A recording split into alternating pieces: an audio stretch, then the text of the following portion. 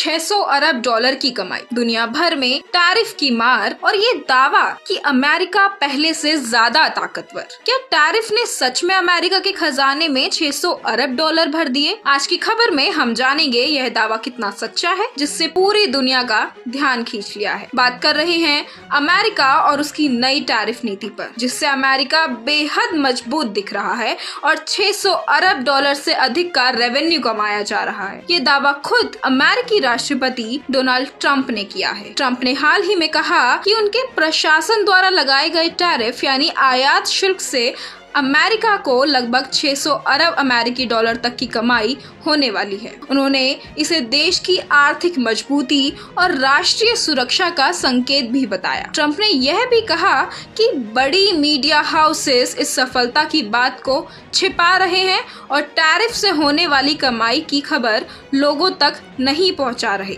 उन्होंने इसे fake media बताया है जो उनके फैसले की सच्चाई को छुपा रहा है। ट्रंप प्रशासन का तर्क है कि अन्य देशों की तरफ से अमेरिका के माल पर ज्यादा टैरिफ लगाया जा रहा है।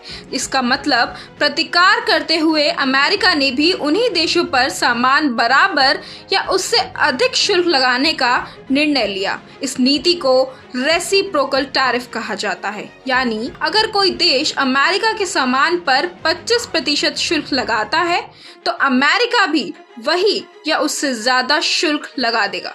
हालांकि आलोचक कहते हैं कि इससे महंगाई बढ़ सकती है और उपभोक्ता पर असर हो सकता है, लेकिन ट्रंप का दावा है कि टैरिफ ने अमेरिका को हर मोर्चे पर मजबूत बनाया है, विशेषकर राष्ट्रीय सुरक्षा और रोजगार के मामले में। आंकड़ों के मुताबिक ट्रंप प्रशासन ने अमेरिका के प्रमुख व्यापारिक साझेदारों पर भारी टैरिफ रेट लागू किए हैं। भारत पर लगभग 26% टैरिफ लगाया है, चीन पर लगभग 34% टैरिफ लगाया गया, यूरोपीय संघ पर करीब 20% टैरिफ, जापान पर करीब 24% टैरिफ। भारत से आने वाले उत्पादों पर अमेरिका ने टैरिफ दर 25% से बढ़ाकर कुल 50% तक कर दी है, जिसमें 25% अतिरिक्त शुल्क रूस से तेल खरीदने के कारण लगाया गया है। इसका असर भारत के कपड़ा, टेक्सटाइल, ज्वेलरी, फार्मा और इलेक्ट्रॉनिक्स जैसे सेक्टरों पर पड़ सकता है, लेकिन भारतीय निर्यातकर्ता वापस लड़ रहे हैं। 2025 में भारत के कुल निर्यात में 6 से 7% की